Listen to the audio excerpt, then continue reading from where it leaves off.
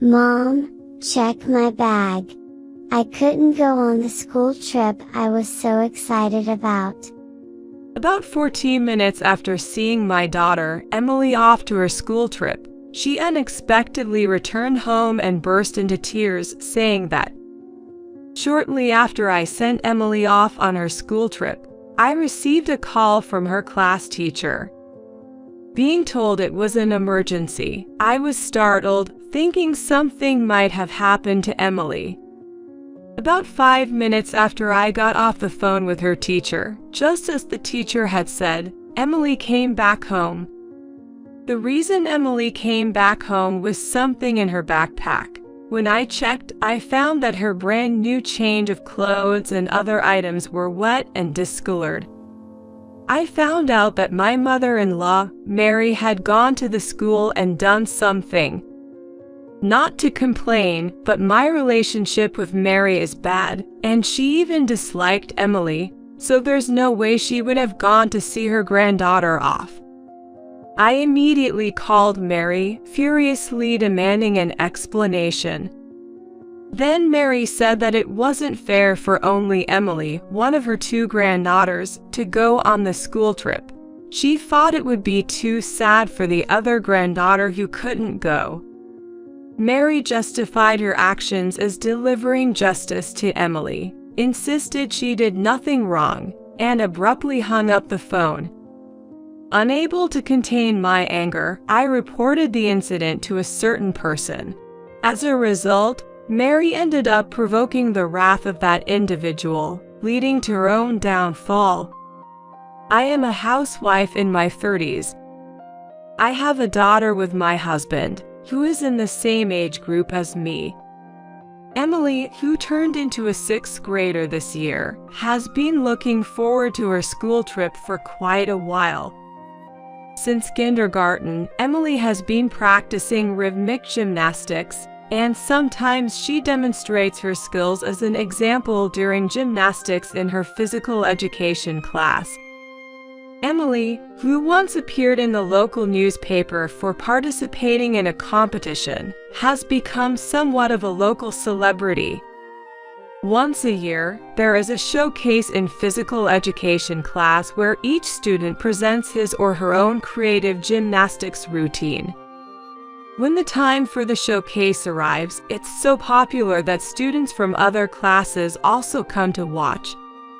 Despite her popularity, Emily has never been overconfident or boastful about it. Whenever asked for help, she willingly spends time with her friends, offering advice and assistance until they are satisfied. I'm grateful she has grown up to be such a considerate person. My husband and I married for love, but since the beginning of our marriage, it's been a series of never-ending problems. The issues aren't with my husband, but rather because of Mary's behavior. She believes I stole her precious son and has been causing trouble for me because of it. Initially, Mary, in exchange for accepting our marriage, demanded that we live with her in the family home as a condition. My husband had moved out of his family home to live alone when he went to college, and I was in a similar situation. Therefore, we had decided not to live with either set of parents, but to live on our own instead. Of course, we agreed that if either of our parents ever needed care or assistance due to health or other reasons, we would discuss and address the situation then. Given our perspective, we communicated that we couldn't immediately agree to the matter of living together. We could have declined right away, but we were concerned about upsetting Mary and worsening our relationship with her. Then, my father-in-law, who was present at the time, spoke up, saying that it would be too harsh to expect the young couple to live with the in-laws. He proposed that it would be better to let us live alone for a few years, offering us a lifeline in the situation. Taking advantage of that, my husband skillfully convinced Mary, and at that time, the discussion of living together was dropped. After we got married, Mary kept bringing up the idea of us living together. Usually, if a parent-in-law wants to live together, he or she at least tries to be pleasant to his or her daughter-in-law, but she was the opposite. You're young and a housewife. Must be nice. When I was your age, I worked part-time to help with the finances. I bet you keep the house immaculate. Then what's this mess? She would come over when my husband was away, find faults in everything, and leave after criticizing. When my husband was out on overnight business trips, she would stay over, claiming it was too dangerous to go back at night, forcing me to endure her endless sarcasm. I developed mild neurosis due to her excessive interference.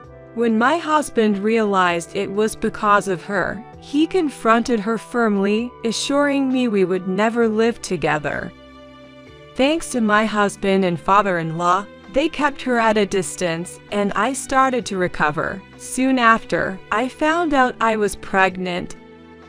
I was anxious about her meddling again, but she was preoccupied with my sister-in-law, Kate, who was also pregnant at the same time, and showed no interest in me. She ignored my pregnancy and birth, favoring Kate and giving her grand gifts, while barely acknowledging ours. Years went by peacefully. Our daughter grew up to be strong, honest, and full of justice. Mary believed that our not living with her precious son was my doing, that I had brainwashed him. As our daughter grew and resembled me more than my husband, at family gatherings, Mary would cold shoulder her. In contrast, she adored my niece, who looked just like Kate as a child. She would give gifts to my niece for Christmas, but not to Emily. My father-in-law would secretly give one to Emily, but if he's caught doing so, she would snatch it away, saying, I won't give anything to the child of the woman who stole my son. When confronted by my husband or father-in-law in front of the kids, she dramatically claimed we were all ganging up on her. Emily gradually realized she was disliked by her grandmother. But she never became resentful. I'm so grateful for how well she's grown up. Just before Emily's preschool graduation, Kate got divorced and took custody of her daughter. The divorced Kate, along with my niece, moved in with my in-laws. My niece then ended up in the same school district and elementary school as Emily. They were in the same grade. My niece and Emily are in different classes, yet my niece often comes to see Emily. She frequently borrows school supplies and personal items that each student is supposed to have. I realized this because Emily's stationery was running out unusually fast. I initially suspected it might be bullying, with her things being hidden or thrown away, but it wasn't the case. Naturally, if two people share something, it runs out faster. I was relieved to learn it wasn't bullying, but I couldn't shake off this nagging feeling. I wondered if this was also a form of harassment from Kate. Mary didn't like me and Emily, often making our lives difficult with her constant nagging and harassment. Especially after Kate got divorced and moved back in with my in-laws, there were frequent incidents that seemed like she was contacting me just to make snide remarks.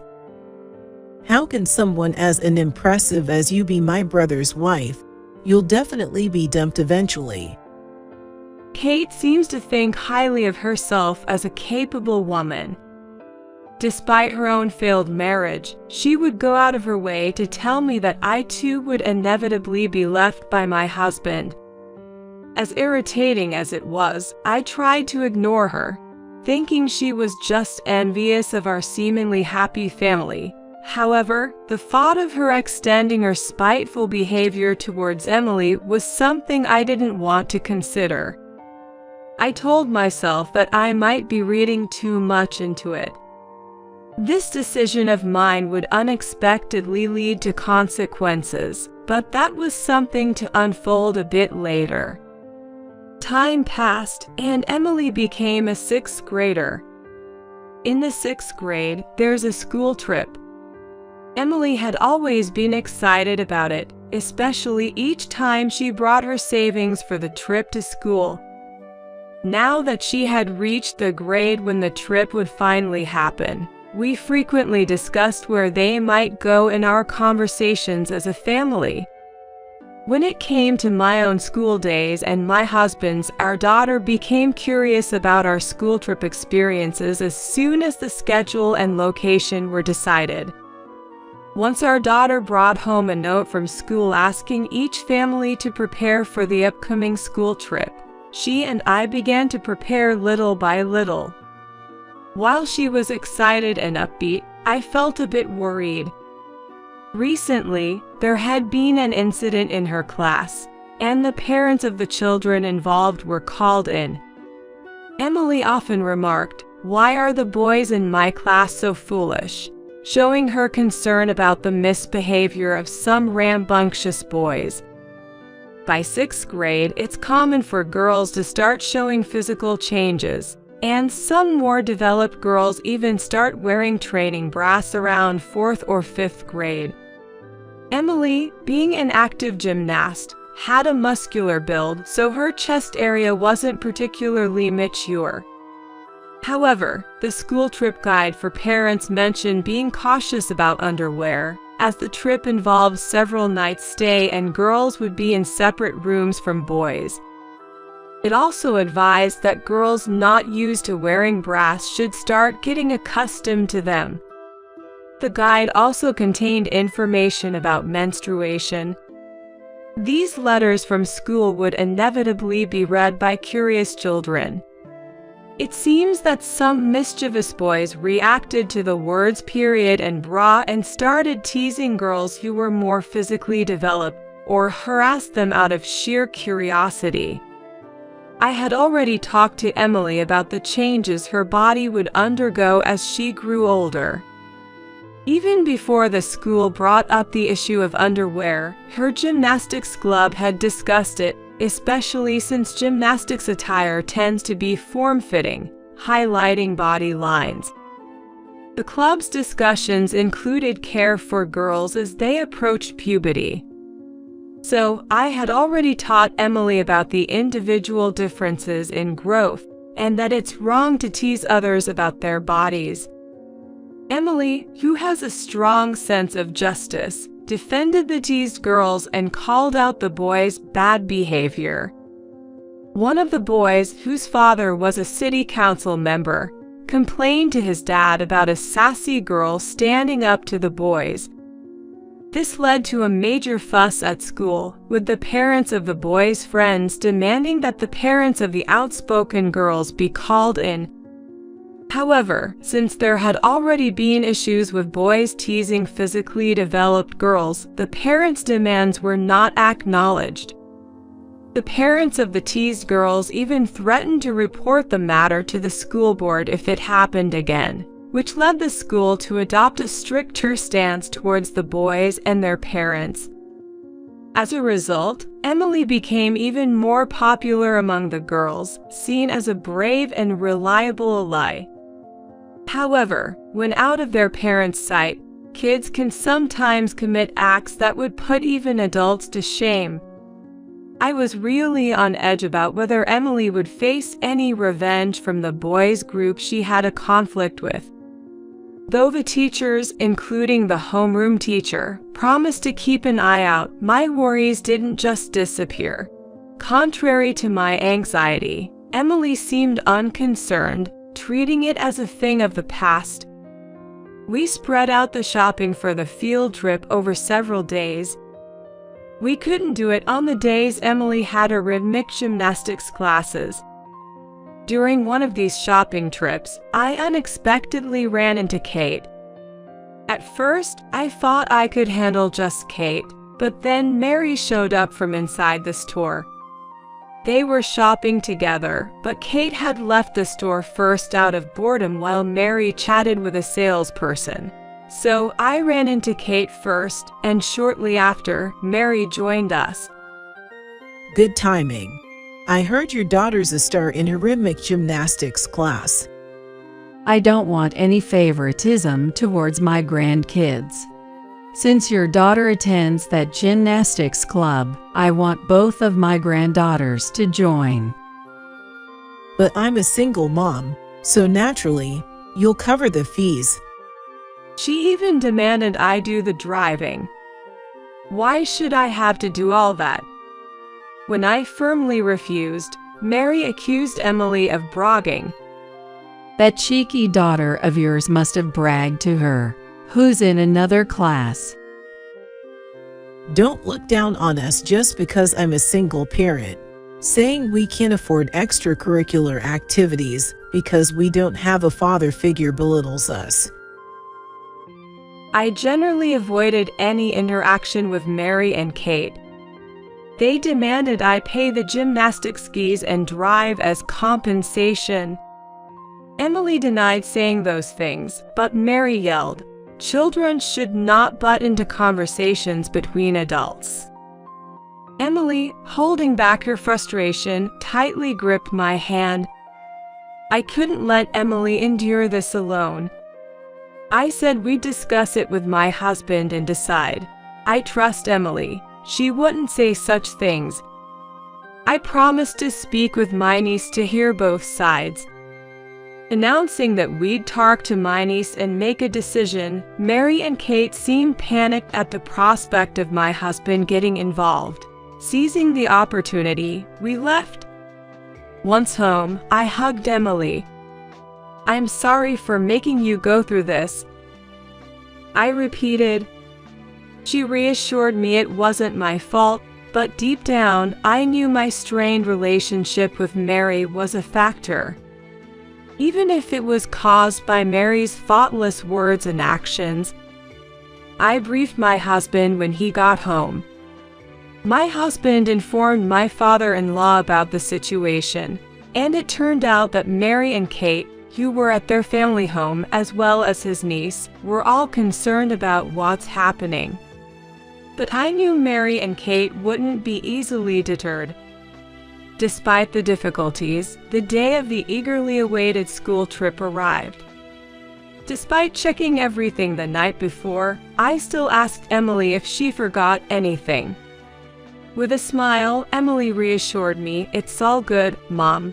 We've checked everything together several times," and then she left the house with a light step.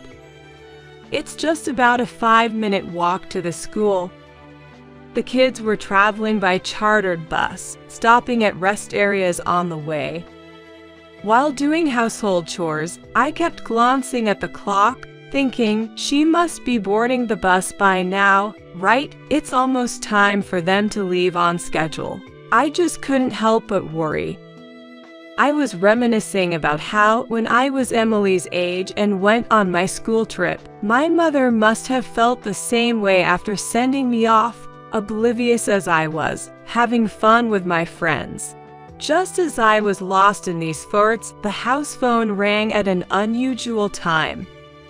Just 14 minutes after Emily left, I received an unexpected call from her teacher. When I was told something unexpected had happened, my heart raced, fearing Emily might have been in an accident. But as I listened to her teacher's relatively calm voice, I began to understand the situation. Emily had to come back home due to some circumstances. If I could quickly replace some items in her bag and drive her to a specified station, she could catch up with the chartered bus. After thanking the teacher for their thoughtful consideration and hanging up, I quickly found suitable replacements for the items she was supposed to take on the trip. As I was in the middle of changing clothes, Emily returned home, crying. I knew some of the details from the teacher, but seeing Emily's state was different from what I had been told. Just 14 minutes earlier, she had left the house looking bright and energetic. The only difference now was her tears instead of a smile. I asked her what happened, and she told me to look inside her backpack. When I checked, I found the interior slightly damp, though not enough to seep through to the exterior. The backpack, originally waterproof, had been further sprayed inside by my husband, anticipating any unforeseen events. Fortunately, only the inside of the backpack was wet, as the waterproofing held up, affecting only the items that weren't waterproof. Emily, crying, told me that Mary had come to see off her cousin and had poured juice into her backpack. Aware that her own grandmother didn't like her, Emily assumed she had come to see off her cousin, not her. So, engrossed in conversation with her friends from the same group, she didn't notice Mary standing behind her. It was her friend who was talking to her that noticed and said, "Hey, there's an unknown old lady touching your backpack." By the time she turned around, something had already been put in, and when she checked, she found the inside of her backpack was wet. Emily, understandably upset, confronted Mary, but she dismissed it as an accidental spill and left. I reassured Emily, telling her I would speak to Mary and encourage her to reset her mood and enjoy the school trip. I prepared a smaller backpack I normally use, filling it with substitutes for the original items and new spare clothes we had bought as reserves. Emily, regaining her spirits, helped me pack quickly, and we hurried to the car to drive to the designated station. We arrived before the bus, which had been caught in a bit of traffic. The bus made a special stop just for her, which we were grateful for. Emily boarded the bus, was greeted by her friends, and waved at me multiple times as she set off on the school trip. After watching the bus Emily was on disappear from view, I returned home, and before finishing up the remaining household chores, I called Mary to protest. I knew getting emotional would play into her hands, so I had to stay calm and composed while making my protest. Before picking up the receiver, I took several deep breaths. As I called her, Mary answered after a couple of rings. I calmly demanded an explanation for her actions with Emily's backpack. She's one of my 2 granddaughters, and it just seemed so unfair for only one to go on the trip. I thought you wouldn't listen to anything I said, so I wet the items in her backpack to prevent her from going. Isn't it your lack of concern to blame here? Shouldn't you realize that? What was this woman saying? That was my reaction upon hearing Mary's excuse. But as infuriating as it was, I knew calling her names would mean losing the argument. I tried to stay calm and counter her words. But then she abruptly ended the call, claiming she had to go out. I wasn't even aware that my niece couldn't go on the school trip. I generally avoided any interaction with Mary and Kate. How could I have known? Moreover, Emily hadn't mentioned anything about her cousin not being able to go.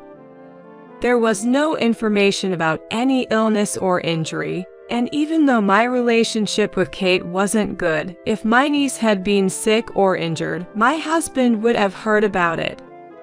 My husband would have surely shared such information with me, at least for the sake of keeping me informed.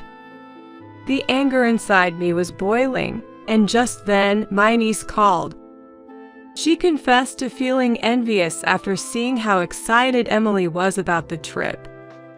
I generally avoided any interaction with Mary and Kate. However, she was told by her mother that she couldn't go because they hadn't made any payments for the trip. Mary, upon hearing this, decided that since my niece couldn't go, it would only be fair if Emily also had a painful experience. She had said this the night before, but my niece never thought she'd actually prevent her from going. My niece apologized to me. It turned out she didn't know they weren't making payments. Kate had told her that the trip was fully paid for and that she didn't have to worry about anything. So, my niece believed what she was told, but as the school trip drew near, she was confronted with the fact that no payment had been made. What a cruel thing for Kate to do. There were children in Emily's class who, for various reasons, couldn't attend the trip. When I was a child, there were also kids who didn't participate in school events due to illness or religious reasons. I had told Emily not to ask such children why they weren't going. I assume my niece's teacher, trying to be considerate, didn't pursue the unpaid fees for the school trip. If they had, my niece would have questioned it, and my father-in-law, who lives with them, would have noticed. I couldn't forgive Kate for imposing such a burden on her child. I had been avoiding them, but this time I couldn't just let it go. I decided to take action, not just for my niece, who had apologized to me, but also to give them a piece of my mind. I reassured my niece that it wasn't her fault and that this was an adult problem. That evening, when my husband came home from work, I explained everything that had happened. He immediately contacted my father-in-law, and we shared the whole story. My father-in-law, still working and in his late 50s, regretted not noticing the issue with the trip and apologized. He was quite shocked to learn that no payments had been made for the school trip. My husband was furious that Mary had gone to such lengths to harass our daughter at school. He apologized to me, regretting that he could have adjusted his schedule to drop our daughter off at school, thinking that if he had been there for the send-off, he might have been able to stop Mary's wrongdoing. It's hard to imagine Mary, who had never been involved in school events, would show up for a send-off. The resolution left a lot to be desired. However, my father-in-law wasn't done yet. After our conversation, he woke up Mary and Kate to give them a piece of his mind. This lecture apparently went on until the early hours of the morning, leading them to call us before dawn as a form of retaliation. How do you like being woken up? Because you snitched to Dad. Mom and I got an earful of nagging from him. I'm too sleep deprived to do any housework, so you come here and make breakfast. It's only fair since you acted all self-righteous and told on us. What an incompetent daughter-in-law you are. However, I had only answered the phone out of reflex to the ringing and was half asleep throughout their complaints, eventually falling back asleep. Seemingly taking my mumbled responses seriously, Mary thought I was coming over to make breakfast and didn't prepare anything for my father-in-law. This led to him getting upset, wondering if his lecture hadn't been enough, and rushing to make breakfast himself. In her haste, she made extremely salty scrambled eggs, and my father-in-law apparently commented that a wife who can't even make proper eggs and only knows how to get others in trouble is useless, almost like declaring a divorce. My husband thinks that this incident has finally gotten to Mary, and she might quiet down for a while. I hope so. Given all the times Mary has caused trouble, I wonder if just the threat of divorce would be enough to calm her down. But in reality, as my husband predicted, there were no more sarcastic calls from Mary or Kate, and we had peaceful days until Emily returned from her school trip. She couldn't stop talking about her trip, and during dinner, I had to remind her to either eat or talk. She excitedly shared her experiences, with gestures and all, right up until bedtime. She had only a limited amount of pocket money for the trip but still bought souvenirs for us. She even thought of her cousin who couldn't go. Emily had noticed her cousin's absence and asked why. The teacher, not revealing the true reason of unpaid fees, simply said she fell ill suddenly. Hearing this, Emily bought matching keychains in different colors for her. I told her that her cousin was feeling better and would be back at school. I believe sometimes it's okay to tell a kind lie for someone's sake. A few days later, my father-in-law called us for a talk. The revelation about the unpaid school trip fees led him to contact Kate's ex-husband. My father-in-law had been unaware of their divorce's reason. He apparently avoided the issue because he felt it was a matter between the couple. However, seeing the financial struggles of Kate and my niece, he reached out to see if the ex-husband could contribute even a little in child support. The truth he learned was far different. The divorce was due to Kate's terrible spending habits, which her ex-husband couldn't tolerate any longer. He had initially planned to take custody of my niece, thinking Kate was incapable of single parenting. However, she adamantly refused to let go of her daughter, so he gave up custody in exchange for the divorce. He was desperate to leave her. The ex-husband had been faithfully paying the agreed child support, including separate amounts for school fees. Learning that his daughter missed the trip due to unpaid fees was a devastating and infuriating revelation for him. My father-in-law, too, had been concerned about my niece's lack of school supplies and worn-out stationery, and had given money to Mary to buy new ones. But Mary squandered the money on outings with Kate. Kate also spent the child support from her ex-husband on herself, not on my niece. My father-in-law asked my niece how she managed at school without the necessary supplies. She replied that she was told to borrow from Emily. It all made sense to me then. For a while, I had noticed the contents of Emily's pencil case becoming sparse. She said it was because she and my niece were using them together, but maybe she was actually giving them to her cousin. Perhaps after being asked to borrow supplies so many times, she just started giving them away, like a pencil here and there. Hearing about the true nature of Mary and Kate from my niece, and learning about the misuse of child support and their refusal to let her participate in school events, made me realize it was not good for her education. Realizing that being around adults like Mary and Kate was also not good, my father-in-law, after confirming with Kate's ex-husband, supported the idea of fighting for custody. If one party is stubbornly resistant, such disputes can automatically lead to court. Kate resisted because she didn't want to lose the child support, resulting in a court case. The court judged that she was incapable of parenting, considering her income and lifestyle. After the divorce, Kate neither worked part-time nor used the child support and money from my father-in-law responsibly. The custody battle was quickly settled in court, and my niece was taken in by her father.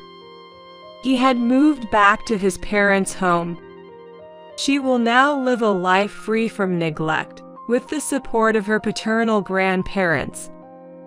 Following their quick loss in court, Kate and Mary showed up at my house. You really went and did something unnecessary. Now you're going to have to give me my allowance. It was a good source of income. Ever since you married my son, it's been one misfortune after another. You're a jinx. They had invaded our home early in the morning, rummaging for valuables, I immediately called my father-in-law for help. He arrived, apologized to me and my husband, and took them away in his car. Later, finding themselves without any source of income, they tried shoplifting at a local supermarket and were caught and handed over to the police. They didn't want to ask us for help and couldn't reach my father-in-law at work, causing trouble for him at his job. Eventually, my father-in-law, fed up with their antics, divorced Mary. He left the house to them, choosing to live with us, as he had always been fond of Emily. Mary took as much as she could from the divorce settlement but spent it all without thinking of the future. Even though they could shelter from the rain and wind, their electricity and gas were cut off, and eventually, even their water supply was shut off. When they ran out of cash even to buy food, she came begging to me, asking for forgiveness and pleading for my help, apologizing for everything they had done. "Let's all live together happily as a family," she says, but what does she mean by happily? Weren't they the ones who trampled on my efforts to live harmoniously? Don't they even think about earning their own money to buy food? I can't offer a place to live to those who won't even try to be independent, so I kicked them out of the house. They banged on the door for a while, but eventually, the police came due to a neighbor's call and gave them a warning. Having already been interrogated by the police once, they probably thought it'd be bad to get caught again and finally left. After that, they never came begging to us, but I heard they racked up a lot of debt from shady sources and didn't even try to work to pay it back. Their former house was plastered with demands for repayment, and at one point, loud angry voices could be heard, but now it's quiet, and I've heard neither Mary nor Kate have been seen. I don't know and don't want to know where they are or what they're doing. My niece has been taken in by her father and had to transfer schools. But she and Emily still keep in touch through letters and calls. They seem to enjoy their conversations. My husband and her father, now finding common ground, have been exchanging parenting tips through emails. They're even discussing taking the girls on a small trip together. I just hope for a brighter future for both my niece and Emily.